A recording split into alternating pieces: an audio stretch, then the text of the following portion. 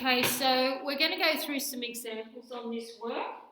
So if we have a look at example 1, it says the distance D travelled by Craig, a marathon runner, varies directly with time T. So sometimes these are really wordy questions. You've just got to get through the words and find the things you need.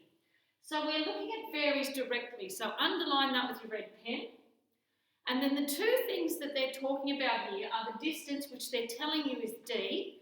So we've got that. And the second thing after the varies directly is time, which they've told you is T. Okay, so then they've given you this table, which we'll come back to in a minute. And it says in part A, write a variation equation for D. All right, so what we're going to do is start off with what they've said first. Their first letter they mentioned was D. So we're going to write D equals, then you write your K, and then you write the second letter that they've told you, which is T. So that gets you started. After that, we're going to do find K.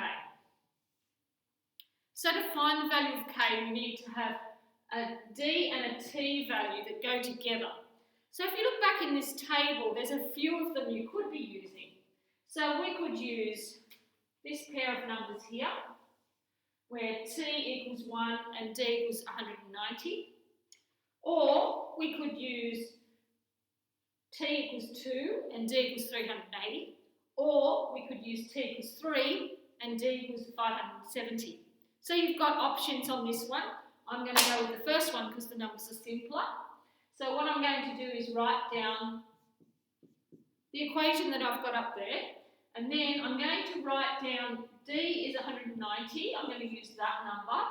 And the letter that goes with it, the number that goes with it is 1 for T. So I'm going to put those two numbers in.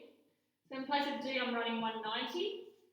And then K times, don't forget there's a times in there. And the T value in this case is 1. I'm going to put a 1 in there. So now we're just going to solve this equation. Should have put another line in here. Sorry, I'll just go one more line. Okay, so we're going to solve this little equation. Keep your K there. We're going to get rid of the times 1 so that K can be by itself. So we come over here and we do 190. And then you can divide by 1. All right, now if you go to your calculator and put that in, you'll get 190. So we've worked out a K value of 190. So don't forget we've got to get the variation equation. So we have to, starting off with that, we're going to put that K number back into there and then we've got our answer for our equation. It'll be D equals 190 in that spot, T. So that is your variation equation. So there's a few steps to go through. I want your working looking like mine, exactly. Nobody taking any shortcuts, no one leaving anything out. This will make more sense if you do this way every time. All right, the next part of the question then says how far, now how far is asking for distance. So how far, in kilometres, we'll get back to that in a minute, will Craig run in 20 minutes? So we're going to start with this because once you've got this formula, once you've got this equation, you're going to use this for everything else that they ask. So we're going to start with our equation. Okay, so we're looking for how far, we're looking for distance, so we don't know that. But we do know that the time is 20 minutes. Now you just have to do one check on this. Just check back in the question what units they used for time. Now they used minutes, so that's okay. We know our minutes is all right, so we can put the 20 straight in. We're going to do times 20, and then we're just going to use our calculator to work this out. So we've got 190 times 20, put that in your calculator and you will get this. Now, the distance, if we look at it over here, is measured in metres. So we're going to write metres on the end there. Now, our question wants that answer in kilometres, so we have to convert that to kilometres. So to go to a bigger unit, like kilometres, we're dividing. Kilo means 1,000, so we're dividing by 1,000. So if you do 3,800 divided by 1,000 on your calculator, you will get 3.8 kilometres for your final answer there. Okay, we're looking at part 2. So this time they want how far in kilometres will Craig run in 45 minutes. So go back to your formula. Everything's using the formula once you've got it. Copy it down. We know that we're using minutes in the time over here, sorry. The time is in minutes, so we are fine to just put the 45 straight in. Don't forget you've got a times there. And then we can go to our calculator and work this out and see what we end up with. So type in 190 times 45. And we get 8,550. And don't forget that answer, because it's the distance, they told you over here that was in metres for your formula, but we have to convert it to kilometres. So again, we're going to be going to a bigger unit. So we're dividing by 1,000 for kilo.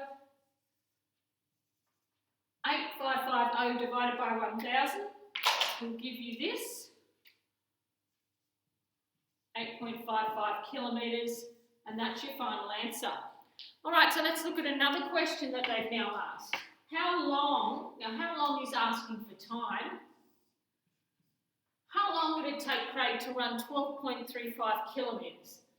Answer in hours and minutes. Now, there's a fair bit in this question, so bear with me, but we always are going to start with the formula that you've created. D equals 190T.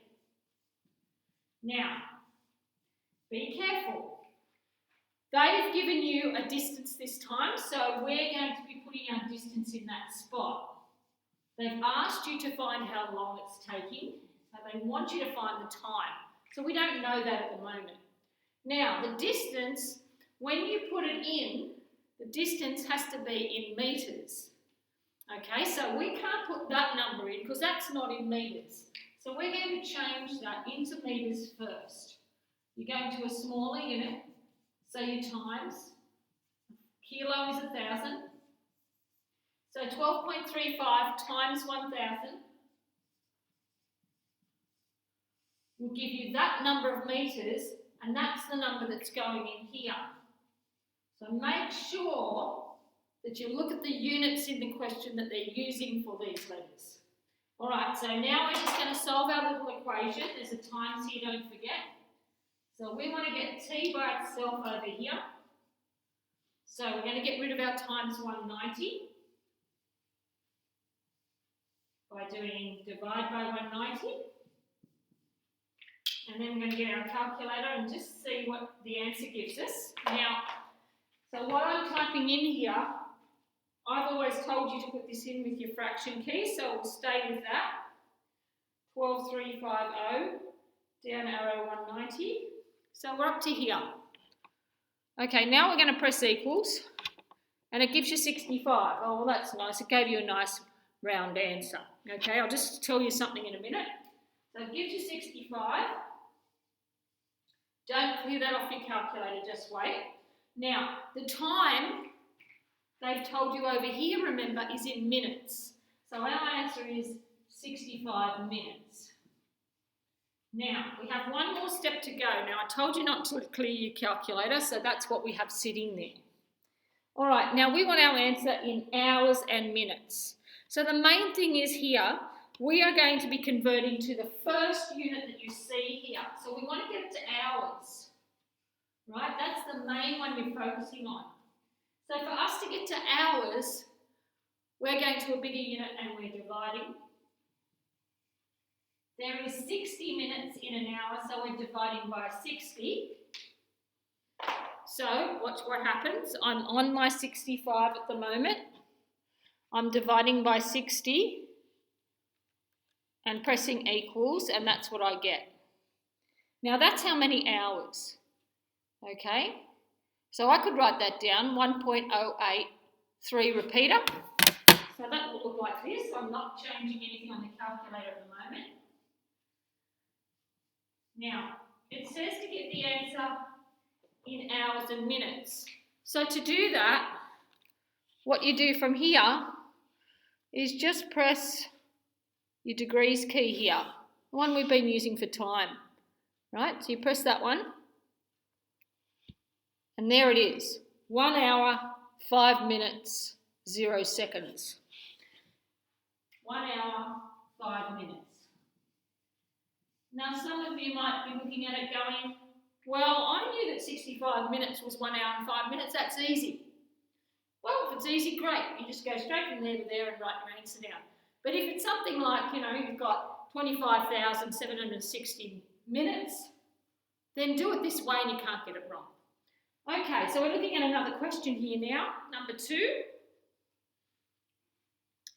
Now this one is normally pretty badly done in tests because it doesn't give you a lot of hints.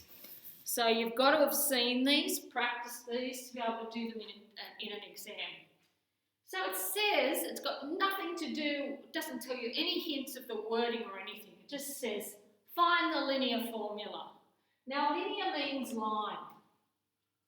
You can see the word line in there. And I'm telling you that everything we're doing here is lines. So there's another wording that they could use, say linear, and you know you're doing this work, okay? So we're finding the linear formula for B in terms of A. Now, it's really important you understand that wording, especially as you get into senior maths, and especially if you're doing any of the sciences, because they will use these words a lot and they expect you to know what it means. So if we're finding a formula for B, it means that we have to start with B equals. That's all that means. It's a formula for B. B equals. In terms of A, it means that over here on this side, we're going to have some A's. That's all it means. Okay? And if you're looking at a table, our formulas always start with the second letter mentioned in the table. So we always start our formula with that second letter anyway. B equals. Okay. Now, to do the rest of it, we're just going to fill in the blanks like we did before. So we know we've got a K next, and then we know we've got the other letter, which they've told you up here is A. They also told you over there it's A, so we're going to put the A there.